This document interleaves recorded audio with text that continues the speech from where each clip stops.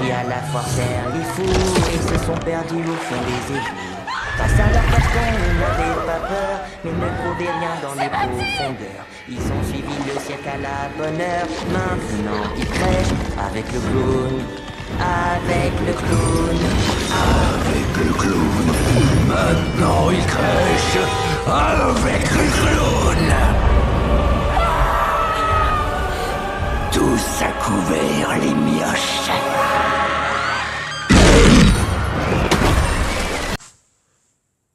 Bonjour les amis, bienvenue dans une note ciné. Alors aujourd'hui la critique du dernier épisode de ça, Welcome to Derry, ça y est, c'est le grand final.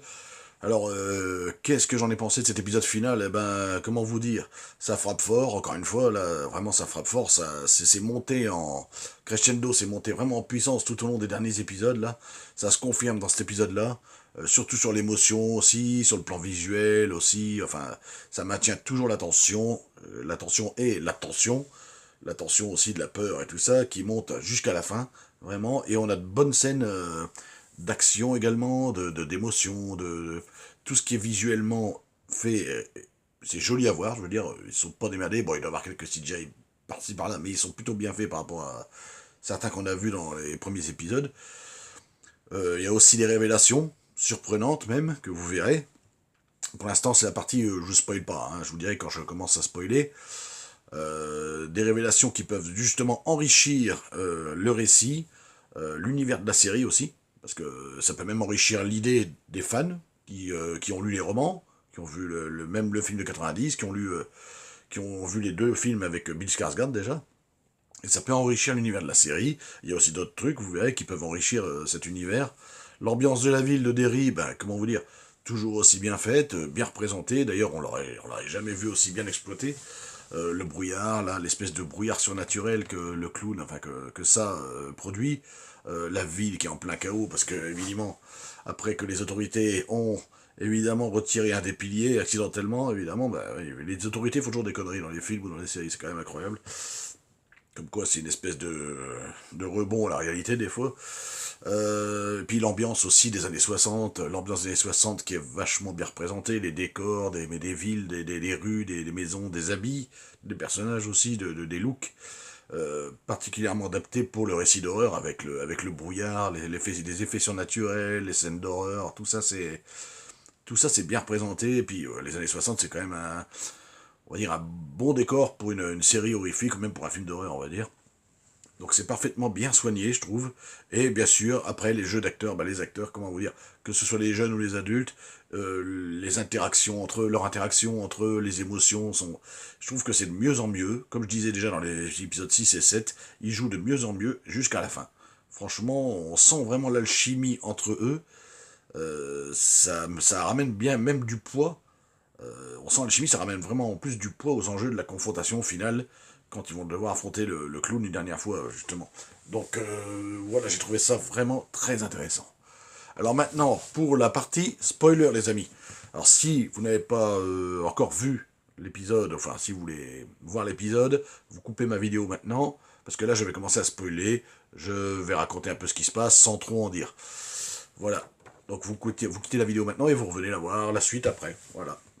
Comme d'habitude. Alors, dans cet épisode, je commence à spoiler, on voit enfin Gripsou, du coup, qui est sorti de son libération après que l'armée, accidentellement, a détruit un des piliers, qui le retenait enfermé et hiberné, évidemment. Du coup, ça se libère, et il commence à plonger Derry dans un espèce de brouillard surnaturel, c'est ce que je disais, et là, justement, il peut en profiter pour semer la terreur à grande échelle. Le plan pour l'arrêter, évidemment, c'est de se servir encore une fois de cette fameuse dague mystique hein, qui effraie ça, parce qu'elle fait partie d'un de ces fragments de la météorite dans laquelle il est arrivé. Et du coup, ça donne l'occasion aux gosses pour retrouver ensuite toutes les personnes, dont leur ami Will, en train de flotter dans l'air, dans le champ justement là où est arrivé ça, avec sa météorite.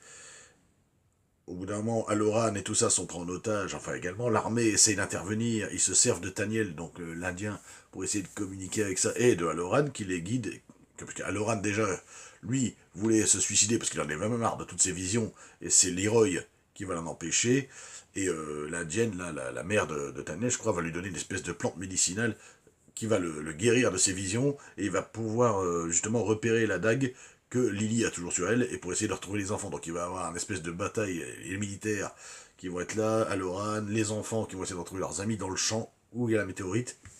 Évidemment, Halloran va réussir à contrôler vite fait les spritz du clown, donc de Gripsou, qui était sur le point de tuer Marge. Et Marge, elle apprend quelque chose, c'est que ça lui dit, avant d'être stoppé momentanément, ça lui dit qu'il peut voir l'avenir, le passé, le présent et le futur. Et il lui sort que plus tard, son fils, donc le fils de Marge, réussira à le tuer avec ses amis. Je ne vous dis pas le nom du fils. Après tout, j'ai pas envie de le spoiler, ça. Je laisse même ceux qui ont vu la série, tant pis. Je ne dis pas le nom du fils si vous avez vu la série. Voilà, je vous dirai juste le nom de l'apparition qu'on voit à la fin. Mais alors là, c'est pas celui-là. Je vous dis pas le nom exprès. Vous verrez, c'est toujours aussi bien de l'entendre, même quand on a déjà vu l'épisode. Ensuite, donc, ils arrivent, du coup, quand ça est stoppé momentanément par le pouvoir psychique d'Halloran, tous ceux qui étaient pris dans les lumières mortes, donc ils flottaient, dont Will, sont libérés, et du coup, ils vont essayer de replanter la dague dans le fragment de météorite dans laquelle ça est venu, histoire de le repropulser en hibernation. Là, c'est un moment puissant, parce qu'ils vont le faire tous ensemble, les enfants. Ils vont enfoncer la dague parce qu'il y a une force incroyable. Lui, quelque chose qui l'en empêche, c'est la force de ça, évidemment. Et ils vont réussir à l'enfoncer, et il va être repropulsé en hibernation. C'est un moment puissant, parce qu'en même temps, il y a une apparition spéciale qui va les aider pour faire ça. C'est l'apparition spéciale de Rich, qui est décédé, le personnage du petit garçon Rich qui est décédé dans l'épisode 7, et qui a manifestement fait pleurer plus d'une personne ici. En tout cas, dans les spectateurs. Et Marge on voit Marge d'ailleurs qu'il le voit en train de courir, ça va les aider. Voilà, c'est vraiment très puissant, il y a une scène un peu émotive là-dedans. Et ça donne vraiment encore plus de l'alchimie entre les personnages, ça donne vraiment de l'émotion en plus. Et on apprend aussi que dans le passé, justement comme il peut le voir le passé et l'avenir, Marge commence du coup à flipper un petit peu, il dit comment il peut connaître le prénom de mon fils, tout ça, enfin... Elle a un peu des idées saugrenues, et elle ne sait pas du tout ce qu'il a voulu dire ça avant de retourner en hibernation et de retourner en hibernation pendant 27 ans. Donc du coup, ça va les laisser un peu tout retourner, mais bon, au final, sans inquiétude. Le général Shaw, évidemment, lui, il finit dévoré, mais en même temps, il avait un peu cherché, hein. Du coup, ça est repropulsé dans le passé, enfin en hibernation, et tout se termine bien. Tout se termine bien, excusez-moi parce que... Ah, ça y est, je tousse maintenant. Tout se termine bien après. Il y a les obsèques de Rich, donc. Leroy arrête l'armée. Il quitte l'armée, mais il reste à Derry avec sa famille pour reprendre la ferme de Rose. Donc vous verrez, il y a des scènes vraiment émotives dans cet épisode-là, et ils remettent vraiment toute l'action, toute l'émotion, toutes les scènes d'horreur, elles sont à leur paroxysme, à leur maximum dans cet épisode. Excusez-moi parce que je suis un peu malade d'un coup, là. Halloran quitte aussi la ville pour aller justement dans un hôtel comme cuisinier. Pas cuisinier, dans un hôtel, dans un grand hôtel. Donc évidemment, ça vous rappelle évidemment le Halloran de Shining, évidemment. Donc ça, c'est un point... très intéressant à voir, ben bon, là, on le savait déjà, mais qu'il y avait un lien entre les deux maintenant, mais justement grâce à la série. Et Lily, bien sûr, qui va enfin sur la tombe de son père. Très important, elle n'osait pas y aller, alors, ça veut dire qu'elle est un petit peu plus... moins traumatisée, du coup, maintenant, vu qu'avec tout ce qu'elle a enduré, je pense que maintenant, elle a quand même plus de courage, justement, pour aller retrouver la tombe de son père. Voilà.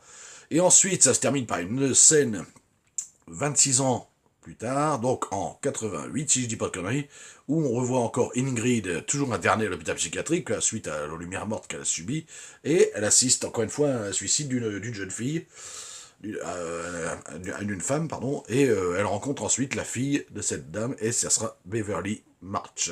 Voilà, et Beverly March, ben, c'est un des enfants qu'on voit dans ça, épisode 1, et adulte dans ça, épisode 2, enfin en tout cas, et même dans les romans, évidemment.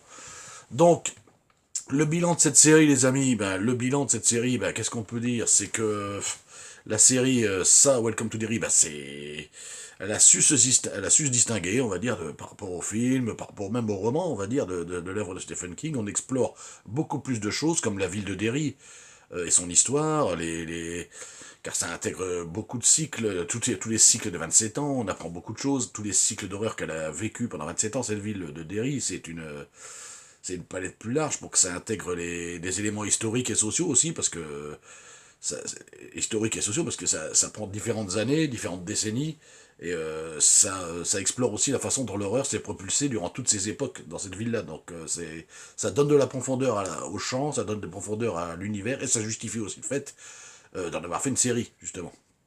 Côté casting, casting solide, hein, je vous l'ai dit, toute cette série-là. Alors un peu timide au début, surtout les jeunes acteurs, j'ai trouvé pas qu'ils jouaient aussi bien, même les jeunes, même les adultes, allez, à la rigueur, je trouvais pas que ça jouait aussi bien au début. Et après, ça monte en puissance, non seulement aux côtés de l'alchimie entre les acteurs, les personnages, mais aussi le jeu des acteurs, hein, parce qu'ils jouaient pas si bien au début. Je trouve qu'après, je sais pas, ça devient naturel, et puis ils jouent bien, même les jeunes, c'est très bien, les émotions, les interactions, tout ça. Après, l'esthétique aussi de la série, rien à redire, à part quelques défauts en début de saison, quelques CGI qui allaient pas très bien. Je vous rappelle toujours l'épisode 3 avec les poursuites dans le cimetière où on dirait les fantômes de Scooby-Doo. Bon, ça faisait vraiment mal fait, j'en reviens pas là-dessus. Quelques CGI qu'on voyait un peu en début de série, mais sinon après ça s'est vraiment rattrapé, les décors, les années 60, les scènes d'horreur, le surnaturel, tout ça, c'est très très bien.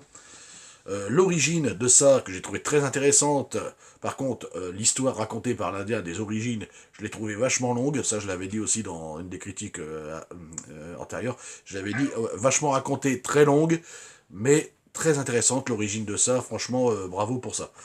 Et les connexions avec les d'autres œuvres de Stephen King, évidemment, dont Shining, par le personnage de Nick Halloran. Ça aussi, c'est une très bonne idée. Ça pourrait donner suite à encore un spin-off, allez savoir. Alors, il y a eu quelques points de débat, je sais pas, il y a certains spectateurs qui ont trouvé que c'était...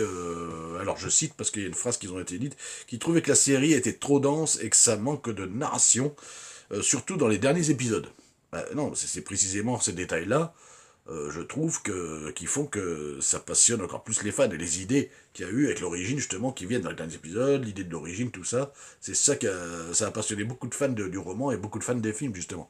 Donc oui, alors en conclusion, qu'est-ce que je pourrais dire? Ça se termine plutôt bien, sur une note très forte, hein, ça mêle habilement émotion, horreur, un peu d'action de temps en temps, ça entretient aussi, ça rajoute des choses au mythe de ça, hein, beaucoup d'expansion, et cet épisode, c'est une belle conclusion à la saison 1, puisque je rappelle qu'il y aura normalement encore 2 saisons, hein, il avait prévu 3 saisons en tout, Andy Muschietti, donc voilà, donc... Et bien sûr, ces saisons, là, la 1, la 2, la 3, c'est tiré d'interludes qu'on entend dans le roman, mais qu'on ne voit pas, qui ne sont pas expliqués. Il y a certaines interludes, qu'on sait qu'il y a eu des trucs dans certaines époques, et lui, il va essayer de parler de tout ce qui s'est passé dans ces époques-là. Voilà les amis, c'est tout ce que je pouvais dire pour cet épisode 8, donc cet épisode final de ça, Welcome to Derry. On se retrouve aujourd'hui peut-être ou demain dans une autre vidéo. Et en attendant, abonnez-vous à la chaîne si ce n'est pas encore fait, et je vous retrouve bientôt. Allez, salut!